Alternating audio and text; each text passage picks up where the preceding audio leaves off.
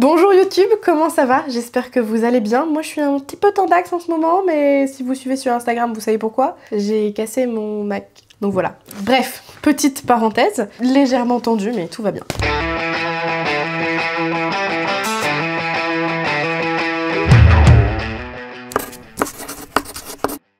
Comme vous l'avez vu dans le titre de la vidéo, je m'apprête à faire mon retour au CSF. Ça fait un peu, je pense, 3 ans que je n'ai pas mis un demi-orteil.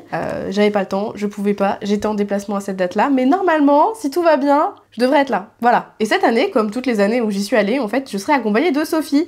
Donc j'ai envie de porter exclusivement des patrons Sophie de Nice. C'est pourquoi je vais préparer ces petits patrons là. Alors vous êtes en train de me dire pourquoi elle a des pochettes avec 2 fois le même patron. Je vous explique, vous allez vite comprendre l'idée. C'est qu'en fait dans ces planches de patrons, Sophie a fait des fois des planches pour les doublures et l'autre fois les planches pour le tissu principal. Donc plutôt que de tout foutre dans les pochettes et après je galère à m'y retrouver, eh bien une planche pour la doublure, une planche pour le tissu principal, c'est vachement plus sympa. Je vais faire pour elle avec cette robe le gilet Dougal, et si vous me suivez sur Instagram, vous avez déjà vu que je l'ai fait, c'était un premier test, puisque je ne vais pas le faire comme il est là sur le dessin technique, je vais faire le gilet Dougal mais sans manches. Je ne fais pas de modification, si ce n'est un arrondi sur le devant, mais ça, franchement, ça devrait aller pour tout le monde. Le seul truc, c'est que je vais le faire dans un tissu un peu particulier, ça m'a demandé de m'entraîner sur un autre type de tissu qui y ressemblait. Je vais le faire en fausse fourrure, et pas n'importe quelle fausse fourrure. Je vais le faire dans cette fausse fourrure-là. Alors, d'habitude dans mes vidéos, je vous montre un peu vite fait comment je découpe, mais étant donné que Brianna, c'est une robe super longue, je suis pas sûre que je vais vous montrer comment je vais découper. Par contre, je vais vous montrer et vous expliquer notamment la technique pour découper de la fausse fourrure. Je sais que quand j'ai mis sur Instagram la version prototype avec le plaid de chez Action, vous m'avez posé plein de questions sur comment est-ce que je faisais pour pas mettre des poils partout, ou sur des gens qui me disaient bah, moi ça me tente trop, mais vraiment le fait d'avoir des poils partout, j'ai vraiment pas envie de mettre ça chez moi. Je vous comprends, la première fois que j'ai cousu de la fausse fourrure, j'ai coupé comme d'hab, naturellement, comme quand on coupe un tissu classique. J'ai foutu des poils partout. Je pense que ma mère m'a détesté parce qu'une semaine après on en retrouvait, alors que je vous assure j'avais passé l'aspirateur et j'avais pas découpé beaucoup, j'avais découpé 2 rectangles pour faire une trousse à l'époque, vous voyez. Bref, je vais vous montrer la technique parce que quand j'ai découpé la version dans le plaid, c'était aussi pour m'entraîner sur la technique de découpe de la fausse fourrure pour qu'il y ait le moins de poils possible. Alors je vous dis pas qu'il y en aura pas du tout, je vous dis juste qu'il y en aura beaucoup moins que si vous coupez votre tissu fausse fourrure de la même manière que vous coupez un tissu classique. Donc je vais juste vous montrer comment on fait pour couper ça et on se retrouve tout de suite. Et du coup, petit aparté, si vous pourriez regarder toutes les pubs qu'il y a dans la vidéo YouTube, ça m'aiderait à faire passer un peu la pilule de la facture de la réparation de l'écran. Voilà. Je vais pas ouvrir de cagnotte pour ça, on est d'accord, mais voilà, si vous pouviez juste enlever vos bloqueurs de publicité et regarder s'il vous plaît les pubs qu'il y a dans la vidéo, ça m'aiderait beaucoup. Merci. Alors la première chose à faire, c'est déjà de travailler sur l'envers. Vous voyez, ce que je vais éviter, c'est des petits trucs comme ça qui sont là parce que ça a été découpé comme ça en magasin. Et on ne va surtout pas couper au pli. Donc là par exemple c'est ma pièce d'eau. Il faut que je m'assure de bien la reproduire, donc je vais l'épingler juste pour pouvoir faire le tour et ensuite je vais la déplacer, je vais retracer le tour, comme ça j'aurai ma pièce en entier. Vraiment en fait en traçant sur l'envers. Donc je vous ferai un article plus tard sur le blog. Je vous le renverrai, quand il sera rédigé, je vous le renverrai sur le lien en description de la vidéo, mais je vais vous faire un article qui vous explique comment on fait la fausse fourrure. Mais normalement, l'envers, c'est toujours un tissu classique, soit un tissage, soit un tricot. Généralement, c'est plutôt un tricot. Donc, on va le couper doucement et en fait, on va venir tracer le contour de la pièce. Clairement, si le fond de votre tissu, donc le fond, c'est ce qui sert à faire tenir les poils. Si le fond est clair, vous pouvez directement tracer avec un feutre. Mais là, vous voyez, c'est foncé, donc les feutres passeront pas. Donc je vais le faire à la craie et je vais vraiment venir faire le contour des pièces. Hop.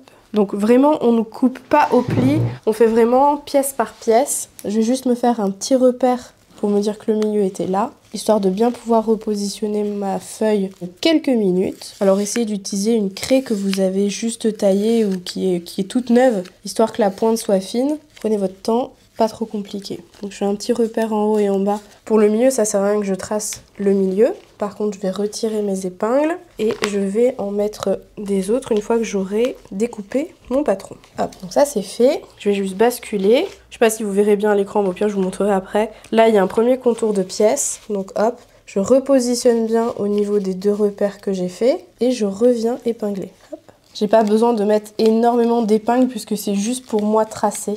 J'en mets juste au coin et c'est tout. Donc là, je vais reprendre mon crayon. Je continue de tracer le bas, le côté. Je vais tracer maintenant l'emmanchure, hop, la pointe d'épaule et le reste de l'encolure. Hop. Donc normalement, quand je vais retirer mes épingles, j'ai toute la trace du patron qui est fait. Et les marges de couture sont déjà incluses, donc vraiment, j'ai pas à me prendre la tête. Hop, je vous emmène ici. Hop, j'espère que vous verrez bien. Donc là, la pièce est à l'envers. Vous avez l'encolure ici. Hop, hop, hop. Donc j'ai tracé la pièce à la craie et maintenant, je vais la découper. Et la technique, c'est vraiment de rester sur l'envers. Je vais essayer de commencer là pour que vous voyez bien. L'idée, ça va être de couper avec vraiment la pointe des ciseaux. Et là, on va couper vraiment différemment de ce qu'on fait d'habitude. On va couper avec la pointe des ciseaux et on va couper sur un demi-centimètre. On va pas couper les poils, on va vraiment venir couper que le tissu du fond. Donc le tissu que vous voyez là, pas la version, enfin pas la partie du tissu où il y a les poils. Et c'est là où ça prend du temps parce qu'il faut vraiment y aller minutieusement. Donc vraiment, vous allez couper tout doucement. Je vous laisse avec la vitesse réelle. Mais le fait de couper petit bout par petit bout, vous n'allez couper que le fond, quelquefois les petits poils parce que vous n'aurez pas trop le choix, mais vous allez avoir beaucoup moins de chute que si vous coupiez vraiment comme ça, comme on coupe un tissu normal. Le but, c'est vraiment de faire des petits coups de ciseaux pour couper que le tissu du fond et vraiment avec la pointe. Je fais vraiment des coups de un demi-centimètre. Donc là, j'ai pas forcément commencé par la partie la plus facile parce que je vais vraiment à contresens des poils. Les poils sont comme ça et moi je coupe vraiment en travers, mais je sais pas si vous verrez ici. En fait, j'ai déjà beaucoup moins de perte de poils et surtout, quand je coupe ce bout là, eh bien j'ai des poils en dessous. Par contre, si j'avais coupé comme ça, j'aurais perdu toute la longueur des poils ici et les finitions n'auraient pas été jolies. Donc vous voyez, j'ai vraiment peu de poils qui sont partis. J'en ai quand même, mais beaucoup moins. Et ce qu'il faut faire, c'est découper comme ça toute la forme. Et ensuite, avant de commencer à bouger les pièces, vous passez vite fait un petit coup d'aspirateur là où vous avez découpé, comme ça vous absorbez ces poils. Donc là, ce que je viens de faire, j'aurais pas dû, il faudrait que je le laisse comme ça. Et je vais continuer tout le tour. Et quand vous allez découper dans le sens des poils, c'est beaucoup plus facile parce que votre lame glisse entre deux. Vous allez couper beaucoup moins de poils quand vous coupez dans le sens de la chaîne, plutôt que quand vous allez dans la trame. Dans la trame, vous allez couper forcément un peu plus. Mais là, toujours faire des petits coups de ciseaux. C'est un peu plus long que si vous donnez des grands coups de ciseaux forcément, mais vous allez avoir beaucoup moins de poils que si vous faites à la manière classique. Donc là, la lame, elle repose pas sur la table, elle est un tout petit peu en l'air et je coupe vraiment pas grand chose en termes de longueur. Mais il faut pas non plus qu'on fasse des crans. Honnêtement, si vous voulez vous entraîner, vous achetez un plaid de fausse fourrure chez Action et vous essayez de faire une première version du gilet Dougal. Vous allez voir, vous allez vite prendre le coup pour découper. Il faut juste essayer de se freiner parce qu'on a grave envie dans les verticales de dire vas-y, je m'en fous, je coupe vite. Et en fait, non, il faut vraiment pas. Il faut aller vraiment doucement, faire des toutes petites sections et hop. Et là, par exemple, vous voyez mon tissu en train de se déboîter, je vais vous prendre différemment pour vous montrer. Vous voyez, quand j'écarte, j'ai presque pas de poils. C'est en train de se déboîter tout doucement et j'ai presque pas de poils qui est coupé. J'en ai des tout petits, enfin vraiment des tout petits, mais j'ai pas des choses comme ça. Ça, en fait, je les ai eus quand j'ai ouvert le colis. Il faut vraiment couper tout doucement et vous voyez, quand vous coupez comme ça, donc voilà, la fourrure elle est assez épaisse, il y a plusieurs longueurs de fil, mais vous avez pratiquement coupé aucune longueur de poil. Et je vous disais, quand on est perpendiculaire à la chaîne, donc quand on est dans la trame, on va perdre un peu de poil, forcément on a coupé dans ce sens-là, mais pas beaucoup.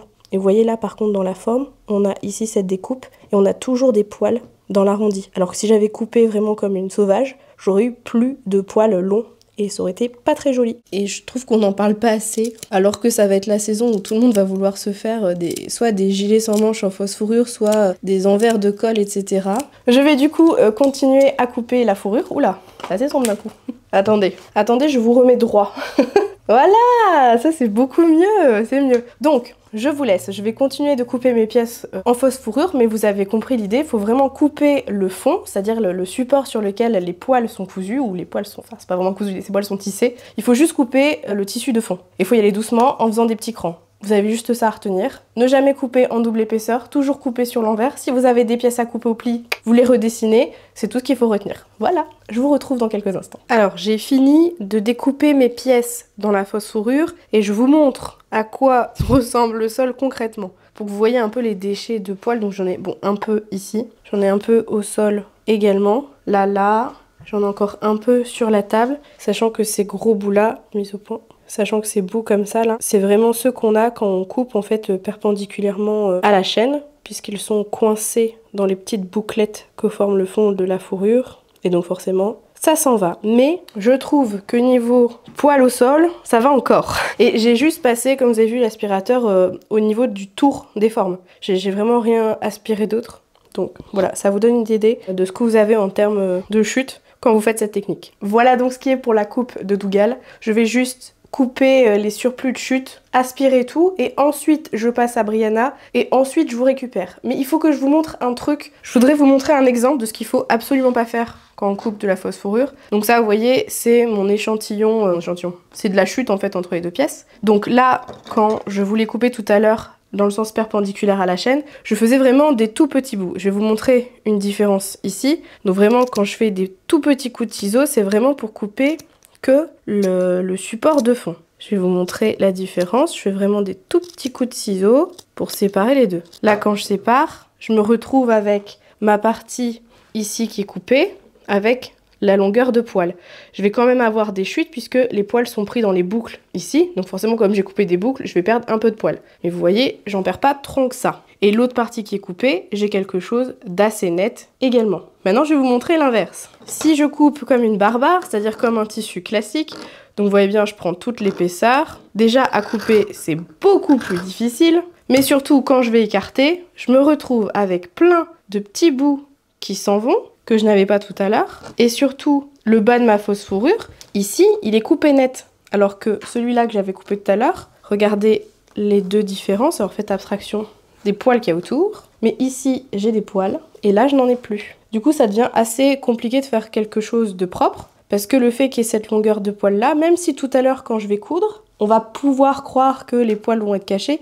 Et en fait, non, on va pouvoir les faire ressortir et on aura une jolie finition en bas. Alors que quand on coupe comme ça à cru, bah comme on a coupé tous les poils, c'est vraiment pas très joli. Et même si on coupe à 1 cm et qu'on veut faire ressortir des poils, on fera pas ressortir tous les poils. Alors que là, on fera ressortir comme ça. Et la fin est beaucoup plus belle, je trouve, sur cet échantillon que sur cet échantillon-là. C'est pour ça qu'il faut couper vraiment que le fil de fond et y aller tout doucement. Du coup, avant de passer à la suite, je vais passer un bon coup d'aspirateur. Alors, voici mes pièces de devant et je suis plutôt contente parce que c'était pas forcément hyper évident de faire en sorte que les rayures, ça tombe au bon endroit quoi. Et c'est pas hyper évident mais je suis trop contente. Et la chose que je voulais vous montrer, c'est que même s'il n'y a aucune modification à faire sur le patron pour pouvoir faire la version Dougal gilet sans manches, il faut que je vous montre quelque chose. Hop, on va partir sur la pièce avant, enfin la pièce d'eau et la pièce avant, et vous allez comprendre l'idée. Sur le patron initial de Dougal, en fait, la pièce que vous avez ici, c'est une pièce rapportée. Parce qu'il y a un petit détail, un jeu de poche, etc. Ce que vous allez faire, c'est que vous allez justement coller ces deux pièces, et comme les marges de couture sont incluses, il faut faire chevaucher les pièces de 1 cm. Donc il faut que vous fassiez chevaucher vos pièces en papier pour que vous ayez un seul devant constitué du devant et de l'empiècement devant. Et pour le dos, c'est exactement la même chose. Donc vous avez toute la largeur du dos qui est là, mais c'est uniquement ici au niveau de l'empiècement qu'il faut le faire chevaucher. Et donc vous collez vos pièces en papier et avant de découper, vous vérifiez juste une chose, que les deux épaules fassent la bonne longueur puisqu'elles vont être cousues ensemble. Voilà. C'est la seule modif entre guillemets qu'il faut faire sur le patron. C'est pas en soi une vraie modif, il faut juste coller des pièces de papier ensemble. Mais vous n'avez que 2 pièces à couper, un dos et 2 devant. Donc ça vous fait 3 pièces au final, mais il n'y a que 2 pièces de patron. Je vous retrouve, il est 19h passé, ou 19h03. Honnêtement, je pensais pas que ça allait me prendre autant de temps de coudre de couper. Je pensais pas que ça allait me prendre autant de temps de tout couper, sachant qu'en plus, j'ai pas tout coupé. Je vous explique. J'ai coupé la robe Brianna en entier. Donc j'ai coupé dans le tissu principal qui est juste ici. Je vous remettrai en barre d'infos toutes les références des tissus que j'ai utilisés. Celui-là c'est un tissu de chez Estragier et j'avais profité de l'offre 1 + 1. C'est-à-dire que quand on achetait 1 mètre, on avait un deuxième mètre offert. Étant donné que la version longue demande presque 6 mètres, c'était l'occasion de la payer pas très cher. Donc j'ai coupé toutes les pièces extérieures dans le tissu que vous voyez là. J'ai coupé une partie de la doublure dans un lin viscose rose clair. C'est une chute qui me restait d'une ancienne chemise que j'avais fait. Je n'ai coupé que les pièces du buste parce que deux raisons. 1, j'avais pas assez de matière pour couper les jupes, et 2, j'avais pas envie de couper les jupes étant donné que mon tissu principal c'est un sergé de viscose.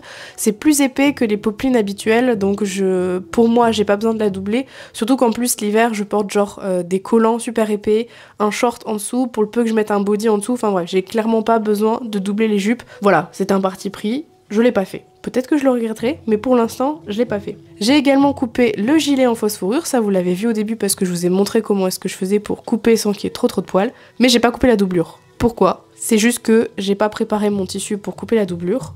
Donc ce que je pense faire, c'est continuer de découdre le plaid action, celui qui m'avait servi à faire mon test de gilet sans manches avec le Dougal, et je vais utiliser la doublure du plaid pour faire la doublure du gilet. Si vous n'avez pas suivi mes aventures sur Instagram, je vais vous le montrer. La doublure en fait du plaid, c'est une sorte de petite suédine très très douce avec des poils hyper courts, dans le même marron que le marron clair qu'il y a sur la fausse fourrure. Je me dis que ça peut bien aller, donc je vais faire ça. Ce soir, je vais surjeter toutes mes pièces, même si je vais doubler le buste, je préfère tout surjeter pour éviter que ça bouge en manipulant.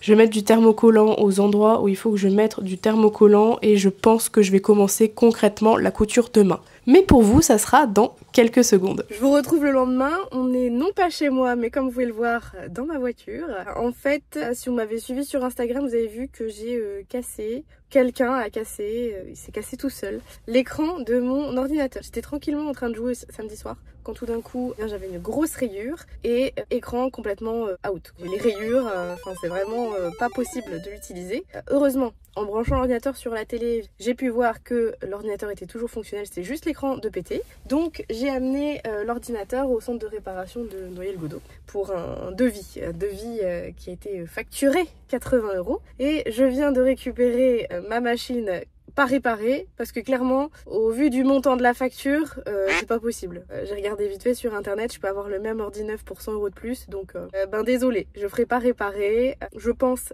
que je vais laisser mon copain faire, parce qu'il a vu qu'il y avait un kit disponible sur internet pour 100 balles où on peut changer l'écran. Donc voilà, je pense que je vais laisser faire ça, et au pire j'ai toujours mon PC fixe, bon voilà. Mais j'en ai profité d'être à Noyelles-Godault pour aller faire un arrêt chez Tissus des Ursules, puisque pour la robe Brianna, il y a des découpes dans le dos, il y a des découpes au niveau de la ceinture, j'aimerais bien mettre du passepoil, et je n'avais pas assez de passepoil de la couleur que je voulais. Donc je me suis dit, quitte à me déplacer tôt ce matin pour aller récupérer la machine, autant faire un arrêt au magasin de tissus, donc je vous emmène avec moi. Let's go, c'est parti, et le but c'est de vraiment ne prendre que du passepoil, vraiment que ça. Il y a plein de monde, je peux pas filmer. Il y a le noir aussi qui rend bien, qui est assez sympa, mais j'ai peur qu'on voit pas dans les motifs. Le monde est un peu parti. Alors en fait, moi je voulais un blanc, mais pas un vrai blanc, plutôt un blanc crème. Celui-là me paraît pas mal, parce qu'après il y a vraiment un blanc optique. Là, ça fait plus un coquille d'œuf. Bon, là, on est trop sur du marron, ça ira pas. Je pense que je vais prendre celui-ci. Il n'y a pas beaucoup dans le patron, il y a juste au niveau de la ceinture et de la découpe du dos, donc ça fera une petite ligne blanche. J'espère juste qu'au moment du lavage ça décolore pas, mais normalement j'ai lavé donc ça devrait pas décolorer. Donc je vais partir là-dessus. Ouais, et je me retiens parce que mission réussie, je ne ressors qu'avec du passepoil et rien d'autre. Pourtant il y avait un très joli biais léopard que j'aurais pu utiliser pour une prochaine cousette, mais je l'ai pas pris. Donc voilà, retour à la maison. Et voilà, je vous retrouve, Et voilà, je vous retrouve chez moi, dans ma pièce couture. J'ai un peu bougé mon bureau, si vous avez l'habitude de voir les vidéos, c'est pas forcément le fond que vous avez l'habitude de voir, mais je tente un truc, voilà. Quoi dire ? Hier soir, j'ai surjeté toutes les pièces des jupes, les manches, j'ai surjeté également les pièces des ceintures, et je crois que c'est tout ce que j'ai fait, c'est déjà pas mal. J'ai coupé également la doublure du gilet Dougal qui n'était pas coupée hier soir puisqu'il fallait que je découse, parce qu'il fallait que je découse le plaid action pour récupérer la doublure, donc en fait c'est bon, j'ai la doublure pour le Dougal. J'ai fait des poches, et non pas des poches plaquées sur le devant parce que c'est de la fourrure, j'ai tenté les poches dans la couture. On verra bien ce que ça donne, au pire je les mettrai pas mais elles sont découpées. Maintenant je vais pouvoir m'attaquer à la couture. Et vous l'avez vu, je suis allée acheter du passepoil chez Tissus des Ursules à Hénin-Beaumont. J'ai pris vraiment ce que j'avais besoin, j'ai pris 2 mètres et ça devrait être suffisant. J'avais mesuré rapidement, ça devrait être suffisant pour le faire là où j'ai besoin de le faire. D'ailleurs on va commencer par ça. Par contre avant de commencer à coudre il va falloir que je change de canette puisque ce n'est plus la même couleur. Et il faut que je vous montre, j'ai acheté une nouvelle boîte pour ranger mes canettes. Attendez, je vous montre ça tout de suite. Alors, avant j'avais des anciens supports, je sais pas si vous vous souvenez mais je vais vous les montrer. Avant j'avais des supports comme ça, en espérant que la mise au point se fasse. C'était plutôt pratique hein, mais finalement à l'usage ça allait pas, ça se défaisait toujours, vous voyez. Et pour prendre les fils, enfin c'était chiant. J'ai acheté une boîte comme ça, je vous mettrai le lien dans la description de la vidéo. De toute façon, partez du principe que quand je vous dis quelque chose sur un tissu, quand je vous montre un produit, j'ai mis la référence en barre d'infos. Et si jamais je l'ai pas mis, vous mettez un petit commentaire, sympa le commentaire, on est d'accord. Et je le rajouterai parce que c'est pas impossible que j'oublie de le mettre. En fait j'ai pris une boîte comme ça, enfin, c'est tout con mais la boîte est fermée. Et pour ranger c'est beaucoup plus propre.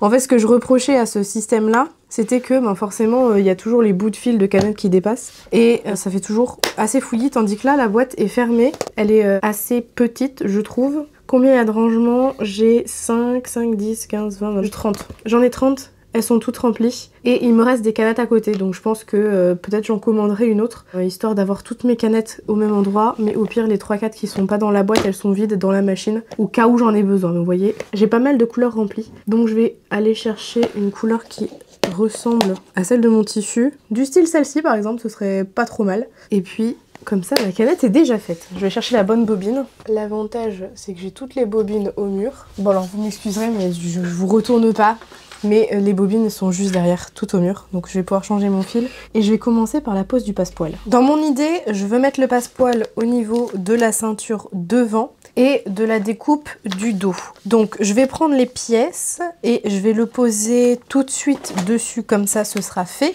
Parce que pour la pièce du dos comme pour la pièce du devant, il y a des fronces. Donc je vais pas poser le passepoil sur la zone où il y a déjà des fronces. Je vais plutôt poser le passepoil sur la zone où il n'y a pas de fronces qui viendra se coudre sur la zone où il y a des fronces. Je sais pas si vous suivez un peu, mais c'est l'idée générale. J'ai également fait ce matin, avant d'aller récupérer mon ordinateur, ce matin j'ai thermocollé les zones qui devaient être thermocollées, c'est-à-dire les encolures, dos et devant. Et j'en ai rajouté également aux épaules, puisque comme la robe va être longue, j'ai pas envie que ça craque au niveau des épaules. Et je pense même que je vais coudre un ruban de serge de coton dans les épaules. Parce que même si j'ai thermocollé, il faut tout le poids de la robe en fait va retomber sur les épaules. Donc j'ai pas envie que ça lâche à ce niveau-là. Donc je vais faire la couture et je vais renforcer la couture. Je dois avoir du tissu qui traîne, enfin du ruban qui traîne, mais il faut un serge de coton. C'est ce qu'il y a de plus résistant. On s'en fout de la couleur, ça sera pris dans la couture, mais ça il faut que j'y pense. Il faut que j'y pense assez vite. Donc là on est sur la pièce du dos et en fait dans le bas, je vais poser le passepoil.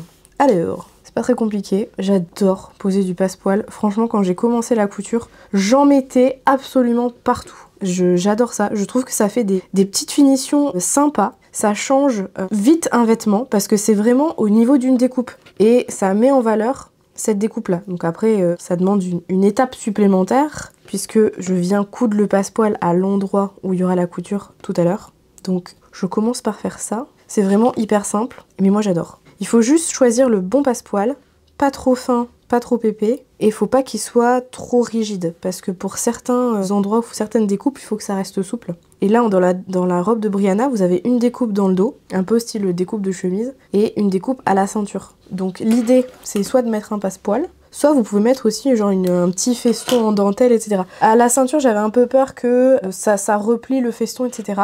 Mais voilà, l'idée, c'est vraiment de venir poser le passepoil en bas. Je vais d'abord venir le coudre, comme ça il bougera pas. Et ensuite, quand je vais coudre le bas avec le haut, je me servirai de la couture qui se verra sur le tissu pour piquer exactement au même endroit. Alors, petite mise au point, voilà. La ligne bordeaux, c'est la ligne de couture du passepoil. Donc maintenant, ce que je vais faire, quand je vais coudre mes deux pièces endroit contre endroit, eh ben, je vais coudre avec cette face-là visible. De cette manière, je n'aurai qu'à coudre sur la ligne de couture et je sais pertinemment que ce sera bien cousu avec le passepoil, puisque l'idée, c'est que ça fasse un bord comme ça. Donc vous imaginez avec un autre tissu, hein, mais vous allez voir dans la vidéo, vous allez vite comprendre l'idée si vous n'avez jamais conçu de passepoil. Et voilà ce que ça donne. On a la démarcation blanche au niveau de la taille. Et c'est absolument ce que je voulais. Donc comme je vais ensuite coudre les jupes, je vais poser exactement la même chose en bas de la ceinture.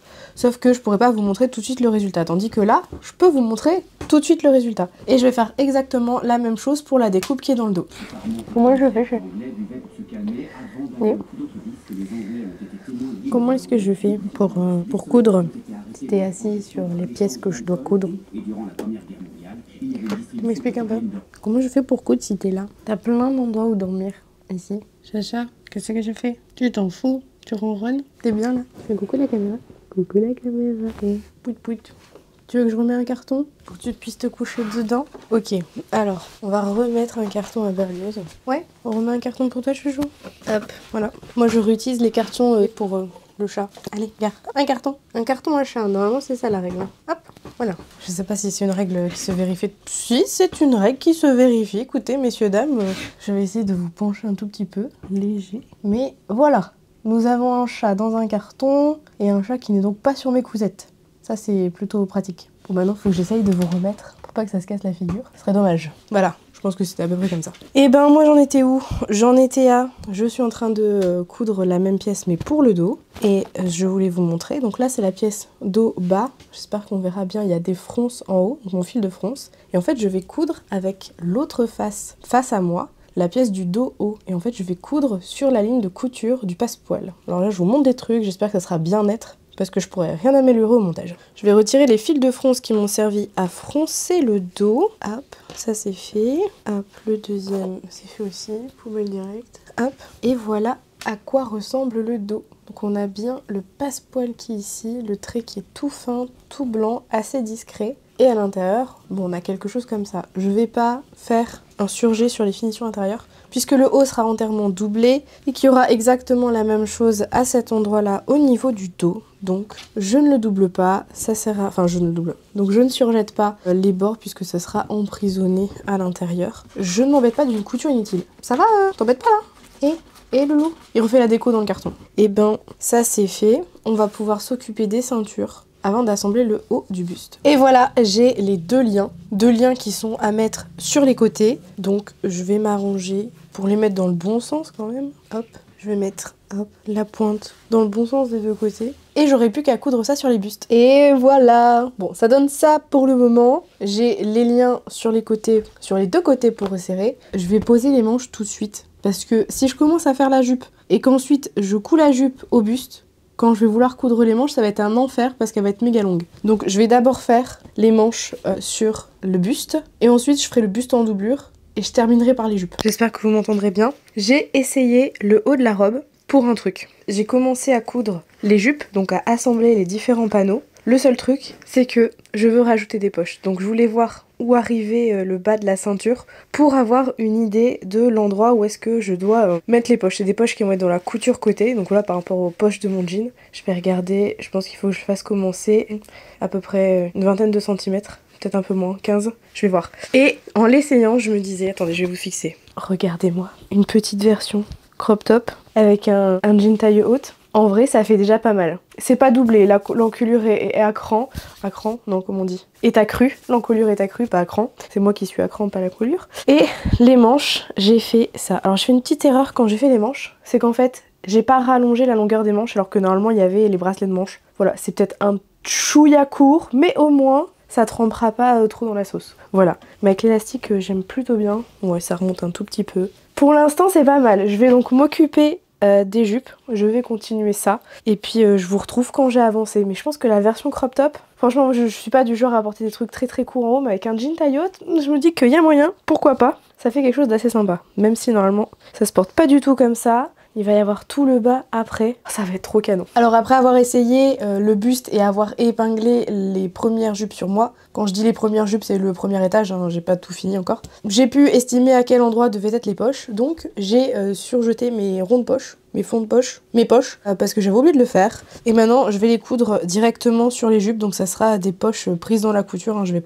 vraiment pas me prendre la tête avec ça. Et comme je n'avais pas de tissu de la même couleur, Enfin, j'ai fait des poches comme ça, dans un lin rose. J'aurais pu les faire dans la même couleur que le tissu, mais comme il me reste vraiment une grande hauteur, je pense qu'il me reste 1,50 m en entier, j'avais pas envie de découper ça dans ce qui me restait, et j'avais plus de place dans les chutes, j'ai vraiment tout optimisé à fond. Donc je me suis dit, soit le 1,50 m qui me reste, je le garde et je ferai un chemisier, soit je le revendrai sur Soutou, mais je n'avais pas envie d'enlever une partie pour refaire des poches. Donc c'est pour ça que c'est dans un tissu différent, mais c'est dans un lin viscose, c'est la même chose que j'utilisais pour faire ma doublure, parce que des poches, ça va aller. Donc je vais construire mes poches, coudre les poches et avancer sur la couture des jupes. Je viens de finir le premier niveau des jupes, celui qui va se coudre juste sous la ceinture. Et regardez sur le côté, on voit même pas qu'il y a une poche. En fait, elle est juste là, hop, comme ça.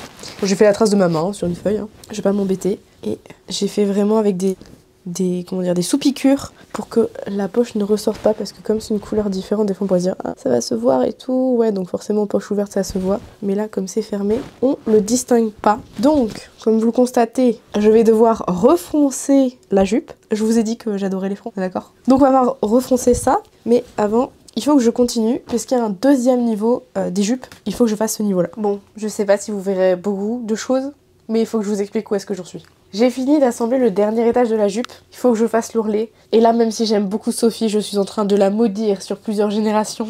Parce que il est long, sa mère. Oh, j'en peux plus. Je pense que ça fait une demi-heure que je suis en train de repasser l'ourlet pour le coudre après, et j'ai même pas fini. Voilà, juste pour vous donner un petit point sur la situation. Mais voilà, l'ourlet, on en est là. Après de longues minutes de repassage et de longues minutes de couture, j'ai enfin terminé l'ourlet de la robe. Donc c'est l'ourlet qui est sur le dernier volant du bas. Et quand je vous disais que j'étais en train d'insulter tout l'arbre généalogique de certaines personnes, voilà la tête d'un devant. Il y a la même chose pour le dos, j'ai tout plié en deux, mais vous voyez bien, franchement ça va prendre 1000 ans demain. J'aime pas faire les fronces parce que c'est toujours long. Et là j'ai des fronces pour coudre le dernier étage au premier, j'ai des fronces pour coudre la jupe au buste, et il y avait quelques fronces pour les pinces, le dos, enfin la poitrine, le dos, etc. Bon, je pense que pour aujourd'hui, pour moi c'est terminé, et je vais reprendre demain. Du coup, moi je vous dis bonne nuit, hein. Salut et bonjour. J'espère que vous avez passé une bonne nuit. Aujourd'hui, on se retrouve pour la suite de la couture de cette beauté. Hier soir, avant d'aller me coucher, j'avais terminé par l'assemblage du dernier étage de la robe. Donc c'est bon, il y a 2 étages de jupe en fait, donc l'étage le plus bas. Il y a 6 panneaux, 3 pour le devant, 3 pour l'arrière. C'était méga long parce que il y a énormément, beaucoup même, enfin un nombre incroyable d'ampleur. Je me suis chauffée pour faire l'ourlet, et après coup je me suis dit que c'était peut-être pas une bonne idée parce que comme il y a des pièces coupées dans le biais, peut-être que ça va se déformer, et après je me suis dit, vu l'ampleur de la robe, personne va venir mesurer s'il y a 1 cm ou 2 d'écart, ça se verra pas, donc voilà. L'étage du bas est fait, l'ourlet également, je suis plutôt fière de moi parce que j'ai pas eu de petits... Vous savez, des fois quand on fait des ourlets, il y a des petites vagues, etc.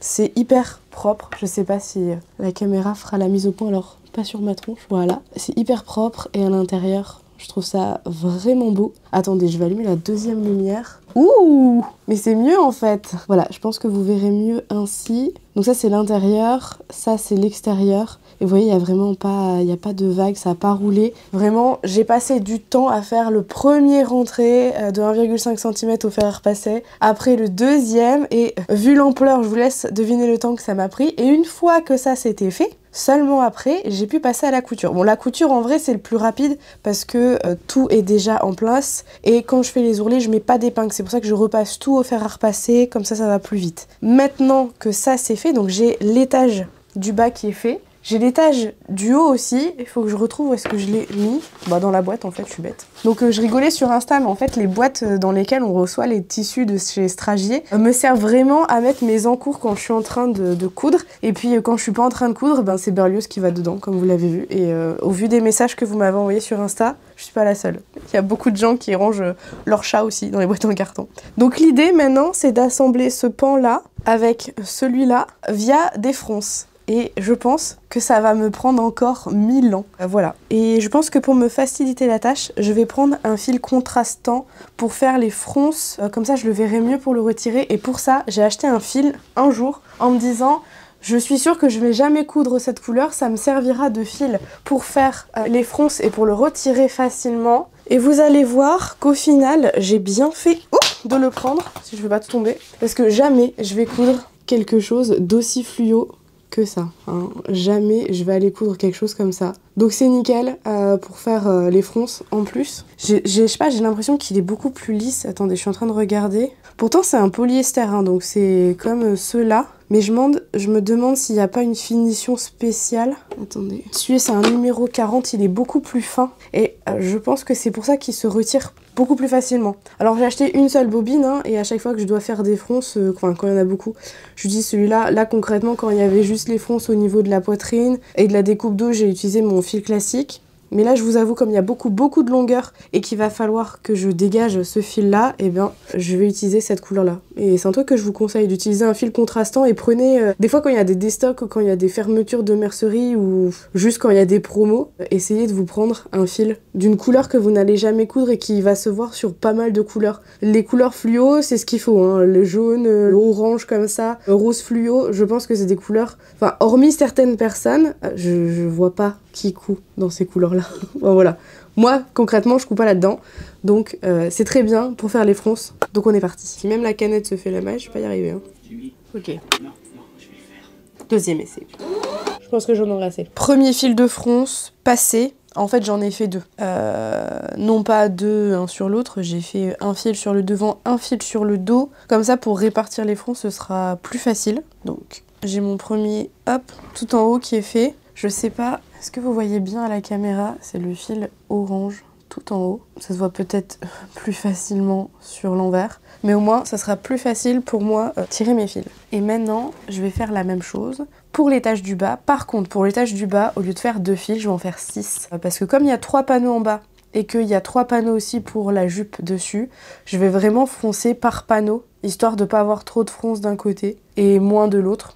Pour équilibrer, je vais vraiment faire partie par partie parce qu'il y a tellement de matière à froncer. Je vais faire comme ça, je pense que ça sera plus simple pour moi à gérer, morceau par morceau, que vraiment demi-devant par demi-dos. Enfin, ou devant par dos, ce sera trop compliqué. Je vais faire comme ça. Et j'ai terminé de faire les 6 fils de fronce pour chaque panneau qui constitue le dernier étage. Et je pense que je vais retirer la machine à coudre parce que pour assembler, régler les longueurs de fronce, je n'ai pas besoin de la machine, on va l'éteindre. Ça me fera déjà un peu de place, surtout que Berlioz est en train de dormir sur mon lit, donc il n'est pas sur la table de couture, donc j'aurai plus de place. Je vais enlever les cartons aussi. Ah, vraiment, je mets toutes les chances de mon côté pour ne pas m'énerver sur ces fronces. C'est vraiment un truc que je kiffe pas faire. Je préfère de loin des plis que des fronces. Je sais pas vous, dites-moi en commentaire, est-ce que vous préférez faire des plis ou faire des fronces? Je n'aime pas faire les fronces. C'est joli hein, mais j'aime pas faire ça. En vrai, cette disposition là, c'est plutôt pas mal pour ranger mes affaires. Comme ça va là. Là, je vais garder.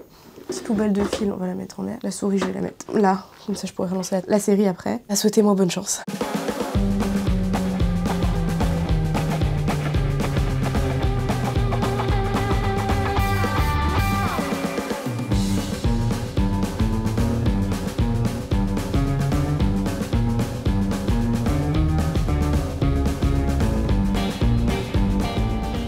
Je suis déjà à 3 panneaux sur 6, c'est plutôt pas mal. Je sais pas si vous comprenez bien ce que je fais, mais en fait je fronce panneau par panneau. Comme ça, ça me fait moins de fils à gérer, enfin moins de fils, moins de fronces à répartir. C'est plus facile sur des petites distances que sur une méga grande.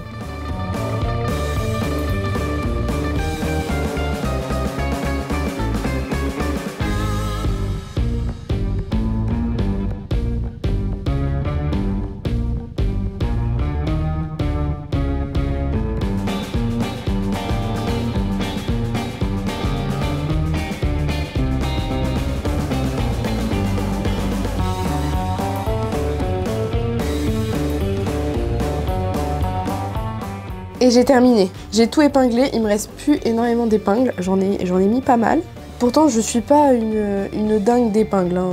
J'en mets pas tant que ça. Mais là honnêtement, vu la quantité de fronces qu'il y a,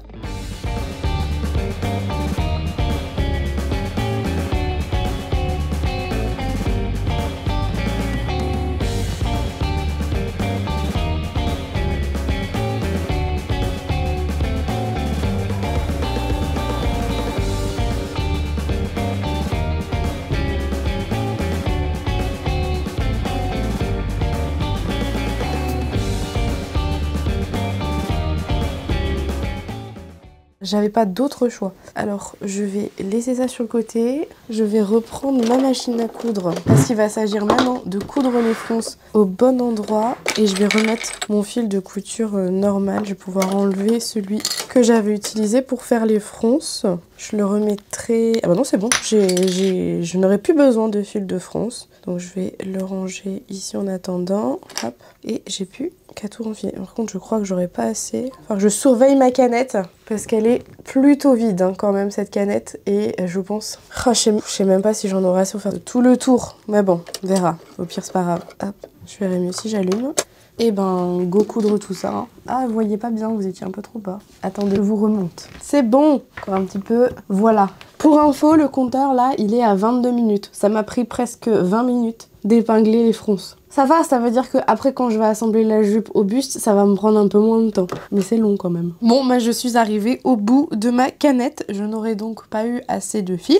Je crois que j'ai fait à peine un demi-tour, quoi. On va refaire une canette et on reprend. Et voilà, j'ai terminé la couture d'assemblage des volants. J'espère que ça va le faire. J'ai pratiquement pas retiré d'aiguilles au fur et à mesure que j'étais... Enfin, j'ai pratiquement pas retiré d'épingles au fur et à mesure où je faisais de la couture parce que je me suis dit si jamais il y a une couille ou quoi, je préfère garder les épingles en place. Ça m'évitera d'avoir à tout refroncer. Donc je vais tout enlever, ce qui permet de vérifier si j'ai pas des fois le tissu qui aurait bougé et du coup la fronce ne serait pas cousue. Mais non, c'est bon. Pour l'instant, ça a l'air d'aller. Hop, tac. Je récupère toutes mes épingles. J'ai une chance incroyable parce que Berlioz dort toujours. Et encore des là, si. Et je crois...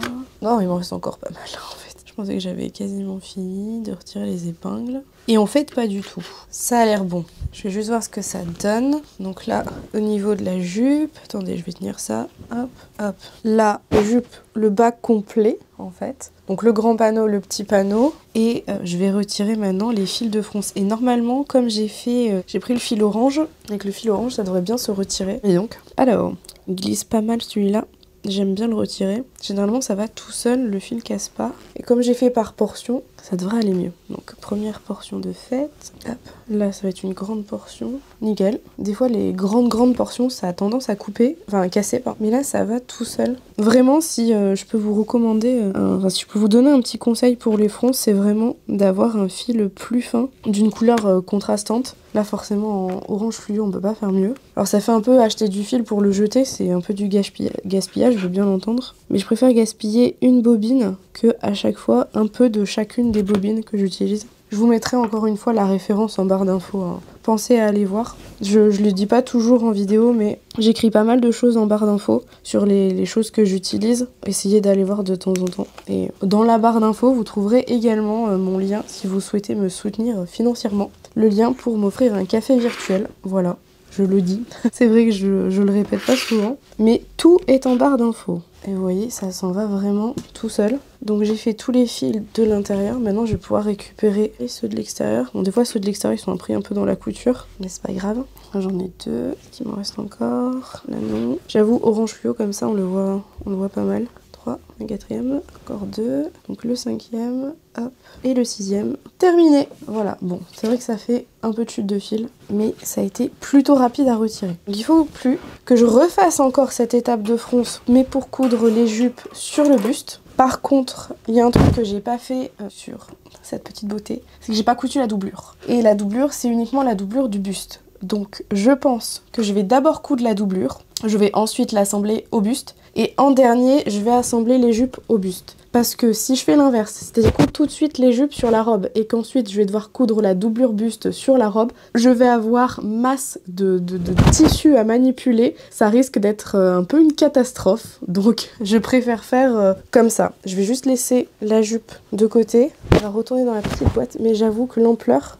J'avoue, c'est hyper canon. Enfin, je râle toujours quand je fais les fronces. Bon, et pas que, hein, mes potes vous diront que je râle toujours. Mais c'est trop beau. Voilà, j'ai râlé. Les fronces, j'aime pas faire ça, mais c'est vrai que le résultat est là. Et attendez, on n'a pas encore mis ça là. Alors quand ça va être là, trop canon. Sachant qu'en plus, ça va être froncé et tout. Oh là là. Oh, ça va être beau. Je vous raconte pas. Bref. je fais la doublure. Comme je me suis occupée de la doublure, qui dit doublure chez moi dit pose d'étiquette. Et chez moi, je pose ce type d'étiquette. C'est des étiquettes à mon nom, enfin à mon pseudo, que j'ai depuis au moins 5 ans. Voilà, donc c'est parti, on va poser l'étiquette. Et voilà, vous avez vu cette transition? Je suis pas débutant, je suis professionnel, ok? Je ne suis pas débutant, je suis professionnel. Quelqu'un qui est débutant ne pourrait même pas faire ça déjà. J'ai posé l'étiquette dans le dos de ma robe. C'est vraiment assez discret et moi quand je couds, je mets toujours avec un petit tour contrasté, généralement de la même couleur du fond. Et pour être sûr de bien poser l'étiquette, je fais toujours avec des points très resserrés. Ça me permet d'être très régulière et de bien centrer l'étiquette. Pour ce qui est de la couture du buste sur la robe, je vais faire le montage au niveau de l'encolure. Et ensuite, on passera à la jupe. Alors comme ça, entre nous, je pensais grave pouvoir finir la robe ce soir. Mais entre le dernier plan et celui-là, enfin celui que vous venez voir et l'avant-dernier, il s'est passé 4 heures. Voire 5.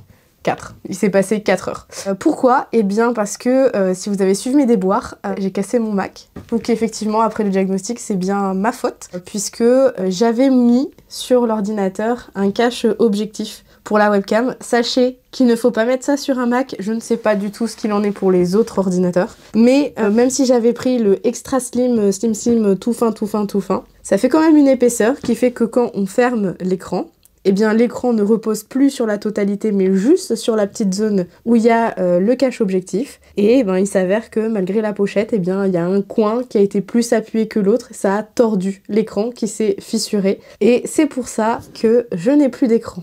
Voilà. Donc même si ce petit truc est vendu dans les Apple Store et qui est vendu là, ne le mettez pas. Enfin, c'est ça ou c'est 700 balles hein, si ça casse. Donc, comme je n'avais pas 700 balles à mettre, mon copain a décidé de payer le kit et il va essayer de me changer l'écran. Sauf que en attendant de faire tout ça, moi j'avais besoin de l'ordinateur parce que j'ai d'autres choses à côté. Donc j'ai décidé de louer un ordinateur par mois. J'ai loué le même, et puis comme ça, si on arrive à réparer nous-mêmes, eh bien, je vais renvoyer et je récupère le mien. Et si on n'arrive pas à réparer l'écran tout seul, normalement, le kit qui est vendu est fait pour, il y a un super tuto vidéo, mais je me dis que on n'est pas à l'abri d'une soudure, ou d'une micro-soudure, ou d'un truc à la con comme ça. Et ben, si ça arrive pas, je garderai celui que j'ai en log, puisqu'à la fin, j'ai une option d'achat, qui me revient moins cher que de faire réparer l'ordinateur de base. Voilà. Donc si vous avez un Mac et si vous avez mis un petit cache objectif, enlevez-le. Je vous assure, enlevez-le. Mettez un petit bout de post-it tout petit collé quand vous utilisez votre ordi et que vous voulez pas qu'on vous filme.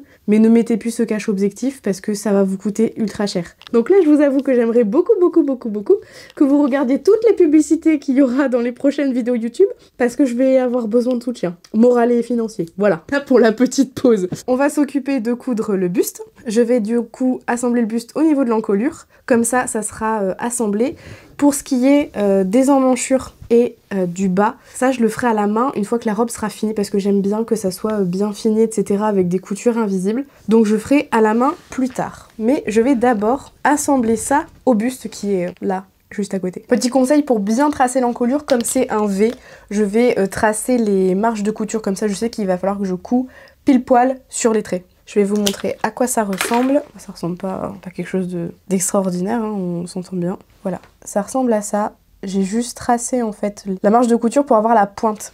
Comme ça, je vais coudre et je pourrai m'arrêter pile dans la pointe avant de faire demi-tour et de repartir. Voilà. Le moment le plus stressant pour moi, c'est toujours au moment de couper l'encolure. Donc je vérifie toujours des deux côtés que j'ai pas fait une couille. Par exemple, j'ai un pli dans l'encolure qui me plaît pas du tout, mais je pense que je vais réussir à le... Oui, je vais le retirer avec le fer à repasser, ça ira. Petit pli, c'est pas grave. Et je vérifie tout parce qu'une fois que c'est coupé, hein.